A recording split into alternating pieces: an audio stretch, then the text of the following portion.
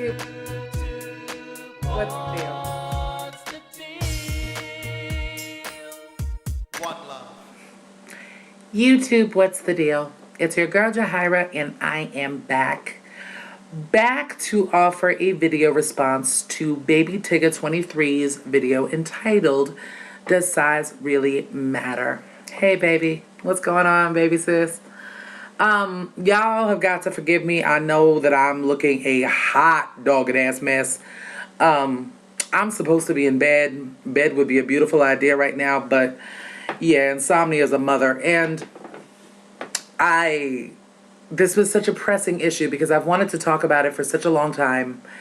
And I guess just didn't really know how to broach the subject, but thank God for people like Baby Tigga who's willing to go there where others of us are not. Essentially, the video that she posted, and of course I will include the link below until, well, even when she approves the video response, but I do want all of y'all to check that out. It's an amazing video, as per usual of her channel. The essence of the video was just she was contacted by one of her gemstones, Sheena. Hey, Sheena.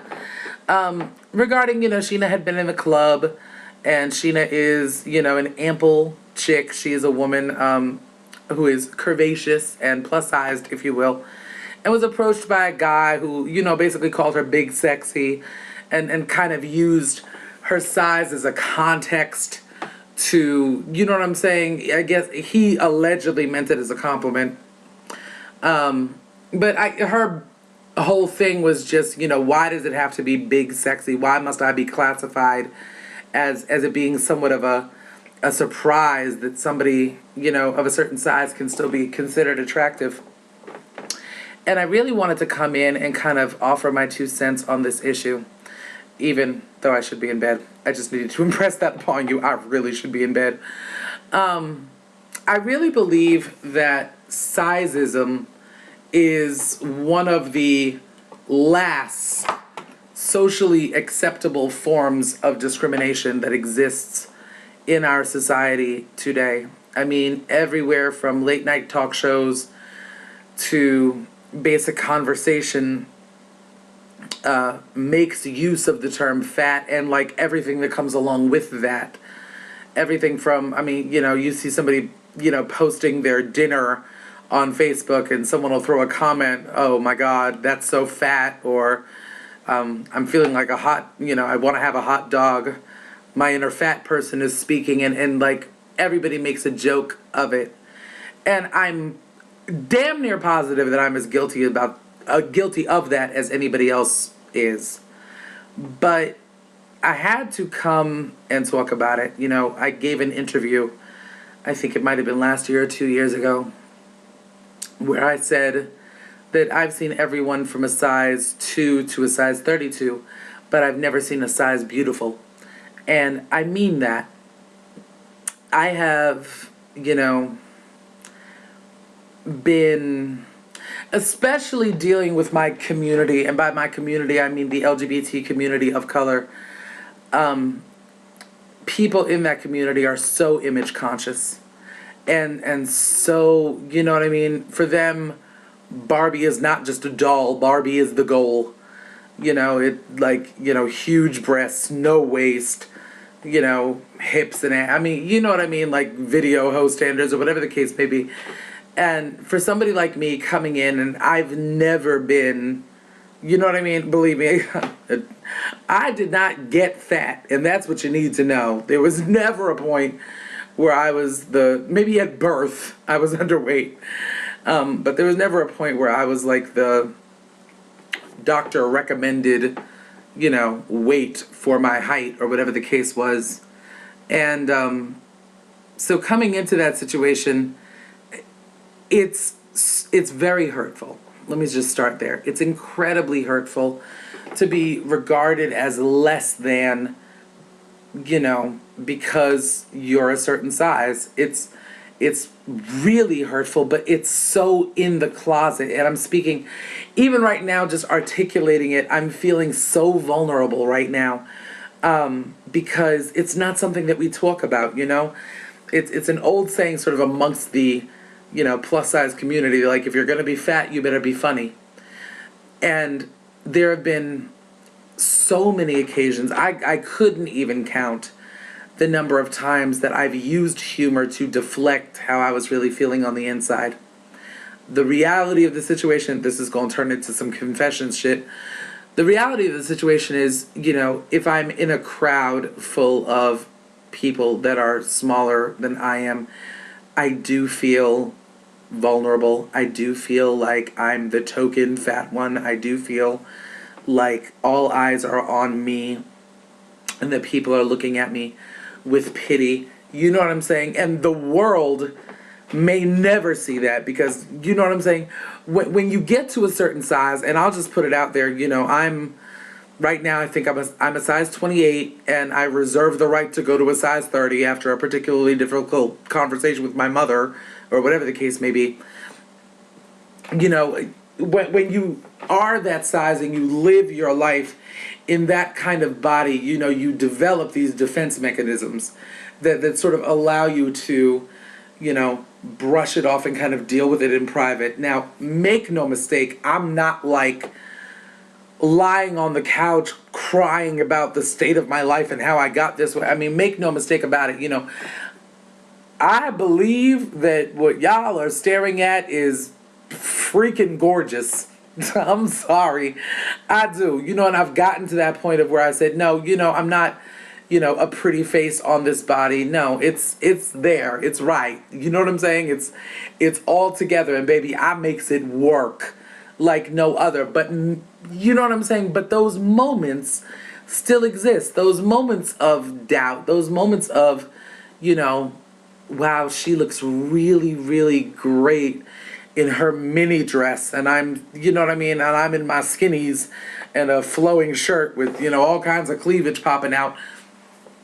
This is the kind of shit that you're probably not going to hear, you know what I'm saying, on the average day.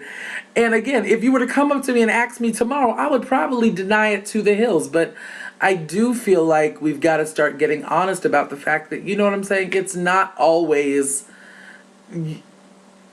fun. Not being big is not always fun. Although, no, it's not always fun. But the way that, the jovial, like, ha ha ha, we're all in on the joke. Yes, I know I'm big.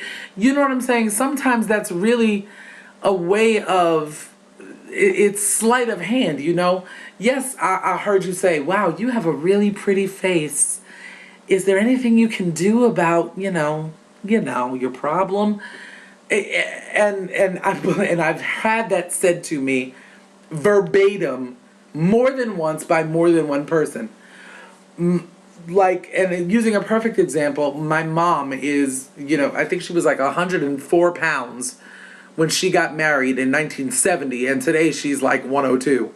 You know what I mean? Like, she just does not, it doesn't happen for her. She's just an incredibly petite person. And so sort of being in the shadow of that and being the like antithesis to it has been difficult. But I don't want anybody to ever, get the impression that they're less than beautiful at whatever size you are. You know what I'm saying? I am a BBW, and that second B is there for a reason. It stands for beautiful. You know what I'm saying? And with that being said, my smaller subtastics, my petite subtastics, you're beautiful. We're all beautiful. We all have something to bring to the table, but I do think that we need to be a little bit more sensitive to the needs of another person. And you know what I'm saying? And believe me, it works on the other end of the spectrum too, because I know plenty of girls that are sitting there right now, 96 pounds, who are desperately wishing that they could gain weight, but because they have a like ridiculously fast metabolism, or for any number of reasons they can't, and they've heard the olive oil, they've heard the anorexic, they've heard the skinny Joe, you know what I'm saying? And it's hurtful to them as well. So we as women of size don't have a monopoly on this thing at all.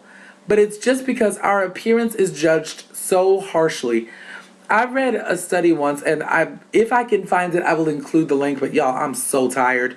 That said if Barbie, the Barbie doll was actually a human being due to her dimensions and her, what is the word I'm looking for? Measurements. She would be too thin to menstruate. She would be too thin to have certain vital organs. And yet we've had that idea instilled in us from the time we are knee-high to a grasshopper. And it's so sad that we carry this thing through our adulthood. No, it's not easy being this size. And yes, you know what I'm saying? There's mobility issues and there's health issues that come with it. And believe me, when the time comes that I am ready to buckle down and get to a really healthy place, that will come. But the key term there is healthy. Healthy doesn't have a size number on it.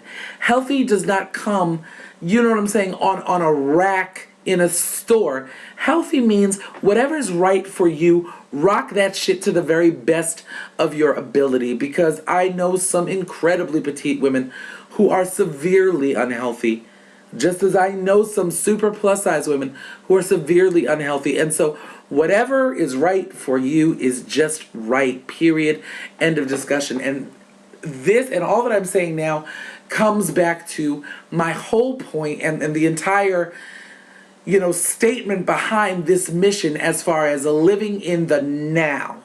I have to be okay with what I see in the mirror and what y'all see on camera right now, because the hours that turn into days, that turn into weeks, that turn into months, that turn into years wasted on time that, you know what I'm saying, could be better occupied. That those blocks of time that we spend saying just 10 more pounds, just 20 more pounds, if I get down to an 18, then you know what I'm saying, I'll be fabulous.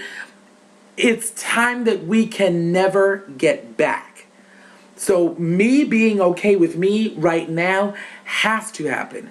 And me being okay with whatever might happen tomorrow is a great thing and has to happen as well. So with that being said, I am off to bed. I just really, really, really encourage everybody, you know what I'm saying, to let's all take our mama's advice and think before we speak, because no matter who you look at, it gets to you. It does get to you, you know. But by the same token, you have to embrace the diva that lives within all of us and let her fly free a whole lot more often than the vulnerable side of you does, because you are beautiful. You are fabulous. And no dude nor chick can ever take that from you. Thanks for your time, baby sis. Love you. To all my Subtastics, I will see you very soon. One love.